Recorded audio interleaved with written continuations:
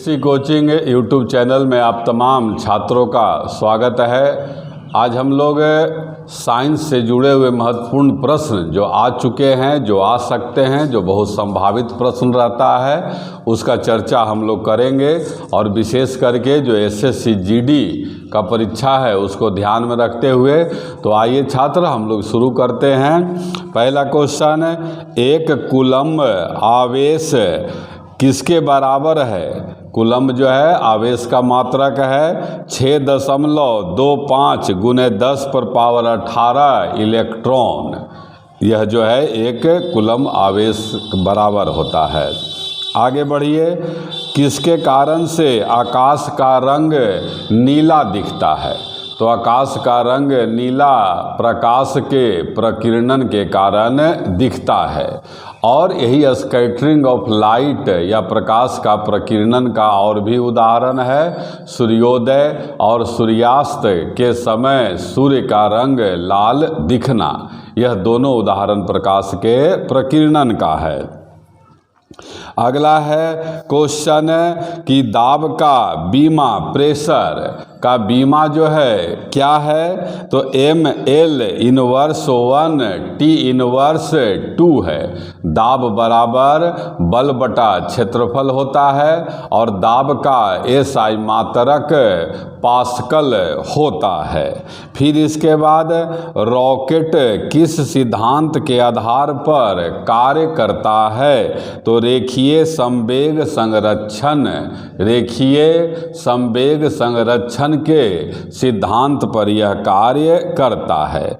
1 kilowatt घंटा किसके बराबर होता है? 1 किलोवाट घंटा 1 यूनिट के बराबर होता है। जैसे आप देखते हैं घर में बिजली का मीटर रहता है, उसमें लाल बल्ब जलता रहता है, बुझता रहता है, तो 1000 बार वह जलेगा बुझेगा तो 1 यूनिट हो जाता है।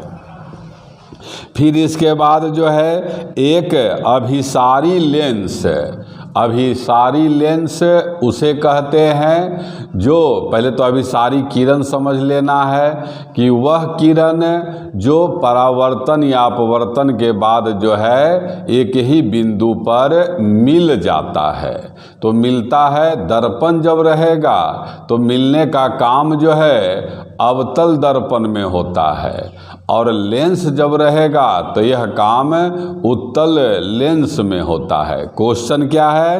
अभिसारी लेंस का फोकस क्या होता है? तो अभिसारी लेंस का फोकस धनात्मक, या इसे भी याद कर लीजिए, उत्तल लेंस का फोकस या फोकस दूरी दोनों धनात्मक होता है, जबकि अवतल लेंस का फोकस और फोकस दूरी ऋणात्मक होता है। यह भी यहीं पर आप याद कर लीजिए कि किसी भी लेंस को बिना स्पर्श किए कैसे जानेंगे कि वह जो है उत्तल लेंस है या अवतल लेंस है? तब आंसर होता है अक्षर को पढ़ के। जब अक्षर अपने आकार से बड़ा दिखे तो उसे उत्तल लेंस, और जब अपने आकार से छोटा दिखे तो वह लेंस जो है अवतल लेंस होता है। लेंस का क्षमता का मात्रक आप जान ही रहे हैं, डायोप्टर है। आगे बढ़िएगा, अगले क्वेश्चन क्या है कि विद्युत चुंबकीय तरंग और प्रकाश तरंग का वेग होता है तो बराबर। विद्युत चुंबकीय तरंग के लिए आपको जाना है कि वह तरंग जिसको चलने के लिए माध्यम आवश्यक नहीं होता है। पहला क्वेश्चन, विद्युत चुंबकीय तरंग क्या चीज़ से बना है? फोटॉन से बना है। और जितना भी विद्युत चुंबकीय तरंग है, चाहे अवरक्त किरण, गामा किरण, रेडियो तरंग, पराश्रव्य, ये सब जो भी है, सब जो है सो इसका वेग प्रकाश के वेग के बराबर होता है। एक यंत्र है एनीमोमीटर, इससे जो है क्या मापते हैं? तो पवन का वेग मापा जाता है। और अल्टीमीटर से क्या मापते हैं? वायुयान की ऊंचाई को मापा जाता है। अगला क्वेश्चन है छात्र, जिप्सम का रासायनिक नाम क्या है? तो जिप्सम का रासायनिक नाम कैल्शियम सल्फेट है। और यह भी याद रखना है जिप्सम किस प्रकार का चट्टान है, तो आंसर हो जाता है अवसादी या परतदार चट्टान होता है। फिर शरीर में दिल का दौरा, हार्ट अटैक, हृदय आघात किसके जमाव के कारण होता है? कोलेस्ट्रॉल के जमाव के कारण। और यह कोलेस्ट्रॉल किस धमनी में जमा होता है? कोरोनरी धमनी में जमा होता है। इलेक्ट्रॉन का खोज किसने किया? तो इलेक्ट्रॉन का खोज जे थॉमसन ने किया। इलेक्ट्रॉन रहता कहाँ है? कक्षा सेल में रहता है। इलेक्ट्रॉन का आवेश क्या है? ऋण आवेश है। इलेक्ट्रॉन के बाद आप प्रोटॉन और न्यूट्रॉन का भी याद कर लीजिए। प्रोटॉन का खोज रदरफोर्ड या गोल्डस्टीन और न्यूट्रॉन का खोज जेम्स चैडविक ने किया था। अगला है ग्रेनाइट चट्टान किसका उदाहरण है? तो आप ध्यान रखिएगा चट्टान 3 प्रकार का है। एक आग्नेय चट्टान, दूसरा अवसादी चट्टान और तीसरा रूपांतरित या कायांतरित चट्टान। तो ग्रेनाइट और बेसाल्ट आग्नेय चट्टान का उदाहरण है। सीधा क्वेश्चन आता है पृथ्वी पर सबसे पहले कौन सा चट्टान बना था? तो आंसर होता है आग्नेय चट्टान। और आग्नेय चट्टान का निर्माण क्या चीज़ से हुआ है? मैग्मा या लावा से हुआ है। मनुष्य जब सांस लेता है तो वह कितना शोर उत्पन्न करता है? तो 0.5 डेसिबल ध्वनि की प्रबलता का मात्रक डेसिबल है। जैसे साधारण बातचीत 30 से 40 डेसिबल होता है और अगर 85 डेसिबल से अधिक हो जाए तो वह ध्वनि प्रदूषण उत्पन्न करता है। और श्वास लेने समय जो प्रबलता रहता है वह है 0.5 डेसिबल। बहुत महत्वपूर्ण प्रश्न है। फिर इसके बाद जो है आगे है सामान्यतः विद्युत बल्ब में कौन सा गैस भरा जाता है? तो आर्गन। जैसे बल्ब में आर्गन उसी तरह से फ्रिज में आते रहता है नियॉन गैस का प्रयोग किया जाता है। भविष्य का ईंधन किसे कहते हैं? हाइड्रोजन को भविष्य का ईंधन कहा जाता है। इसे ही आवारा तत्व भी कहते हैं और सबसे हल्का तत्व भी हाइड्रोजन ही है। और हाइड्रोजन का खोज कैवेंडिश ने किया है। फिर आगे बढ़िएगा आता है कि विज्ञान का वह शाखा जिसमें जीव और वातावरण के बीच के संबंध का अध्ययन होता है वह क्या कहलाता है? पारिस्थितिकी विज्ञान, इकोलॉजी कहलाता है। जब किसी वस्तु को चंद्रमा से पृथ्वी पर ले जाया जाए, चंद्रमा से पृथ्वी पर, तो उस वस्तु के भार में वृद्धि हो जाता है। भार और द्रव्यमान में ध्यान रखना है। द्रव्यमान स्थान बदलने पर भी द्रव्यमान में कोई अंतर नहीं होता है, जबकि स्थान बदलने पर भार में परिवर्तन हो जाता है। यदि किसी वस्तु का भार पृथ्वी पर 60 न्यूटन है तो चंद्रमा पर वह जाएगा तो उसका भार 1/6 10 न्यूटन हो जाता है। कैपिटल जी का मात्रक क्या है? न्यूटन मीटर स्क्वायर प्रति किलोग्राम स्क्वायर। और कैपिटल जी क्या है? गुरुत्वाकर्षण का सार्वत्रिक नियतांक है। कैपिटल जी का मान भी पूछता है 6.67 × 10⁻⁻11। और यह भी आता है कि कैपिटल जी का जो यह मान है किस विद्वान ने बताया है? तो आंसर होता है हेनरी कैवेंडिश ने यह मान बताया है। किसी वस्तु का भार पृथ्वी पर सबसे अधिक कहाँ होता है? तो पृथ्वी पर सबसे अधिक ध्रुव पर, सबसे कम विषुवत रेखा पर। और किसी वस्तु को कहाँ ले जाएंगे तो वस्तु का भार शून्य हो जाएगा। तो आंसर होता है पृथ्वी के केंद्र में जाने पर उस वस्तु का भार शून्य हो जाता है। और यह भी आपको याद रखना है कि भार किसका गुणनफल है? तो भार द्रव्यमान और गुरुत्वीय त्वरण के गुणनफल को भार कहते हैं। W बराबर mg। एक पीढ़ी से दूसरे पीढ़ी में आनुवांशिक गुणों का स्थानांतरण पूरा कौन करता है? तो आंसर है डीएनए। डीएनए का अर्थ है डीऑक्सी राइबो न्यूक्लिक एसिड। और इस डीएनए का रचना द्विकुंडलित होता है। और इस रचना का खोज वाटसन और क्रिक ने किया है। डीएनए में 4 नाइट्रोजनी क्षार पाया जाता है। उन चारों का नाम है एडेनिन, गवानिन, साइटोसिन और थाइमिन। यह 4 आपको नाइट्रोजनी क्षार डीएनए में पाया जाता है, जो एक पीढ़ी का गुण दूसरे पीढ़ी में ले जाता है। आगे पढ़िएगा। उच्च तापमान किस यंत्र के द्वारा मापा जाता है? यह सीधा भी आ जाता है कि सूर्य के सतह का ताप आप जानते हैं 6000 डिग्री सी है। और इस अत्यधिक ताप को किस यंत्र से मापा जाता है? तो आंसर होता है पाइरोमीटर यंत्र से मापा जाता है।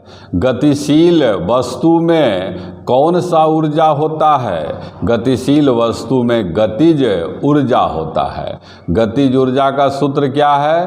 Half mv²। गतिज ऊर्जा कौन राशि है? अदिश राशि। गतिज ऊर्जा का बीमा क्या है? ml²। T−2 है। सबसे कठोर धातु कौन है?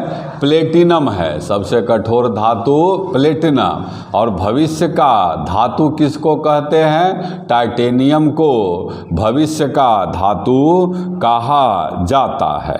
बैरोमीटर का उपयोग क्या चीज में होता है? तो वायुमंडलीय दाब को मापने में आता है कि बैरोमीटर का पाठ्यांक अगर अचानक नीचे आ जाए तो आंधी तूफान का संकेत मिलता है। धीरे धीरे नीचे आता है तो वर्षा होने का। और धीरे धीरे बैरोमीटर का पाठ्यांक ऊपर जाता है तो मौसम साफ होने का अनुमान किया जाता है। जल का घनत्व सबसे अधिक होता है 4 डिग्री सी पर जो है घनत्व सर्वाधिक होता है। फिर आगे और क्या है? गति के नियमों का खोज किसने किया? न्यूटन ने किया है। न्यूटन रहने वाला इंग्लैंड का था और इसका किताब का नाम प्रिंसिपिया है। गति के नियम के अलावा वर्णपट या स्पेक्ट्रम का खोज भी न्यूटन ने किया है। वर्णपट या स्पेक्ट्रम क्या है? कि प्रिज्म से जब कोई प्रकाश गुजरता है तो वह 7 रंग में विभाजित हो जाता है। और यही 7 रंगों के समूह को वर्णपट या स्पेक्ट्रम कहते हैं, जिसमें सबसे ऊपर में लाल रंग, सबसे नीचे बैंगनी रंग और मध्य में हरा रंग होता है। सबसे हल्की धातु कौन है? लिथियम। और सबसे भारी धातु ओस्मियम है। ओस्मियम। फिर है आगे कि बच्चों में कौन सा दांत नहीं होता है? तो आपको दांत से जुड़ा हुआ कुछ क्वेश्चन याद कर लेना है छात्र कि दांत का अध्ययन ओडेंटोलॉजी में किया जाता है। दांत के ऊपर एक परत होता है एनामेल, और उसी एनामेल के कारण आपका दांत जो है चमकता है, सीधा आता है। शरीर का सबसे कठोर तत्व कौन है शरीर का? तो आंसर होता है एनामेल। और उस एनामेल के नीचे जो दांत का भाग होता है उसे डेंटाइन कहा जाता है। मनुष्य में 4 प्रकार का दांत होता है, उसको कृतंक, रदनक, अग्रचवर्णक और चवर्णक कहते हैं। इंसाइजर, केनाइन, मोलर और प्रीमोलर। और बच्चों में जो है यह मोलर दांत नहीं पाया जाता है। आगे है अगला क्वेश्चन, सबसे पहले प्रयोगशाला में बनाया गया कार्बनिक यौगिक कौन था? तब आंसर है यूरिया। यूरिया जो है। फिर आगे बढ़िएगा, क्रायोजेनिक इंजन का प्रयोग किस में होता है? तो रॉकेट प्रौद्योगिकी में। क्रायोजेनिक इंजन एक GSLV है, रॉकेट है GSLV, जियो स्टेशनरी सैटेलाइट लॉन्च व्हीकल, और उसी में एक इंजन होता है क्रायोजेनिक इंजन, जो बहुत कम ताप पर काम करता है। आगे बढ़िएगा, अगला है दाल में क्या मुख्यतः पाया जाता है? तो प्रोटीन पाया जाता है। प्रोटीन।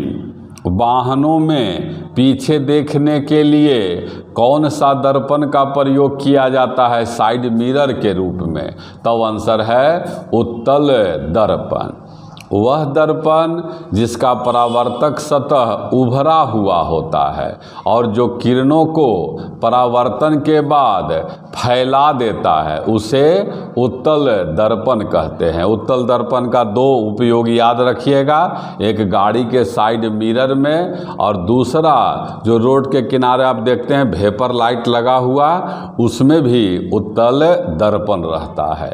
यहीं पर आप अवतल दर्पण का भी उपयोग याद कर लीजिए। सर्च लाइट में, हेडलाइट में, सोलर कुकर में, हजामती दर्पण में और कान नाक के डॉक्टरों के द्वारा भी जो है अवतल दर्पण का प्रयोग किया जाता है। फिर इसके बाद जो है नींबू और संतरा में कौन अम्ल होता है? तो साइट्रिक अम्ल होता है। जैसे इमली में टार्टेरिक अम्ल, घास पत्ता में बेंजोइक अम्ल, फिटकिरी में नाइट्रिक अम्ल। इस तरह से आप याद रखिएगा। ग्लोबल वार्मिंग के लिए मुख्य रूप से कौन सा गैस उत्तरदायी है?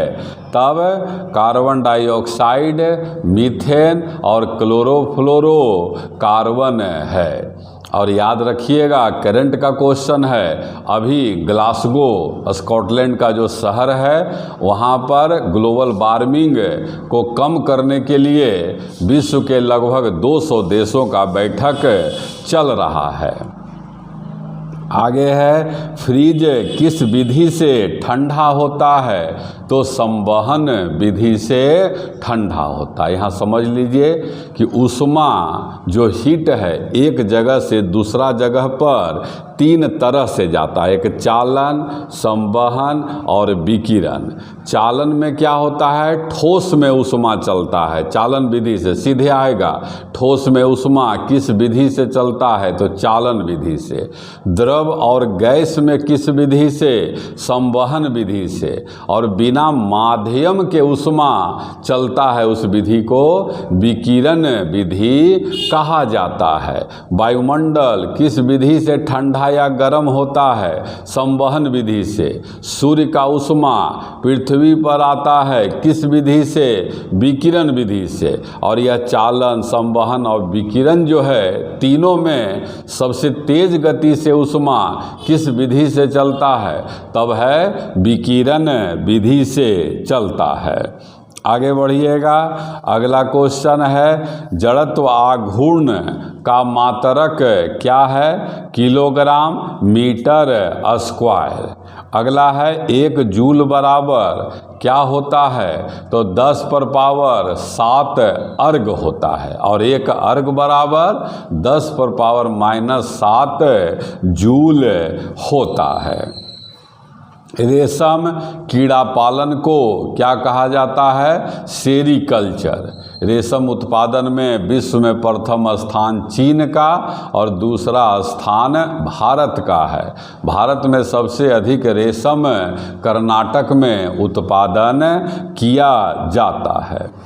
प्लास्टर ऑफ पेरिस का रासायनिक नाम क्या है? तो calcium sulphate hemihydrate, calcium sulphate hemihydrate है। आगे बढ़िएगा, कैमरे में कौन सा लेंस का प्रयोग होता है? तो जो कैमरा होता है उसमें उत्तल लेंस होता है। हम लोग का जो मनुष्य का नेत्र है उसमें भी उत्तल लेंस ही रहता है। एक स्वतंत्र रूप से लटका हुआ चुंबक सदा स्थिर रहता है और उसका दिशा क्या रहता है? तो उत्तर से दक्षिण रहता है। अगला क्वेश्चन है कि अवतल दर्पण में वस्तु को कहाँ रखेंगे? तो प्रतिबिंब का आकार वस्तु के आकार के बराबर होता है। तो आंसर क्या होगा? वक्रता केंद्र पर जब किसी वस्तु को रखते हैं तो प्रतिबिंब भी वक्रता केंद्र पर ही बनता है और वहाँ बनने वाले प्रतिबिंब का आकार वस्तु के आकार के जैसा होता है। आपको याद कर लेना है कि अवतल दर्पण से कैसा प्रतिबिंब बनता है? तो वास्तविक और काल्पनिक दोनों बनता है, जबकि उत्तल दर्पण से प्रतिबिंब हमेशा काल्पनिक, सीधा और वस्तु से छोटा बनता है। आगे बढ़िएगा छात्र, लगातार आप देख रहे हैं आया हुआ प्रश्न का हम लोग चर्चा कर रहे हैं और जो विद्यार्थी एग्जाम दे रहे हैं उन्हें ज़रूर अनुभव हो रहा होगा कि तमाम महत्वपूर्ण प्रश्नों का चर्चा हम लोग कर रहे हैं। किस घर्षण बल में सबसे कम घर्षण होता है? तो लोटनिक घर्षण बल आता है। दो ठोस सतह, ये एक सतह है, एक ही सतह, इसके बीच जो घर्षण गति विरोधी बल लगता है उसको घर्षण बल, फ्रिक्शन फोर्स कहते हैं। ठोस में, सॉलिड में उसी तरह से आता है कि जब द्रव और गैस के दो परतों के बीच गति विरोधी बल लगता है तो उसको घर्षण बल नहीं कहते हैं, उसको श्यानता, विस्कोसिटी कहा जाता है। आगे है कि अगला क्वेश्चन देखिएगा, वायु क्या है? तो वायु जो है मिश्रण है, धूल, कण, जल, वाष्प और गैसों का जो है मिश्रण है। अगला क्वेश्चन, नेत्रदान में क्या दान करते हैं? तो जिस भाग को दान करते हैं नेत्रदान में उसका नाम है कॉर्निया, कॉर्निया। पहाड़ों पर पानी किस तापमान पर उबलने लगेगा?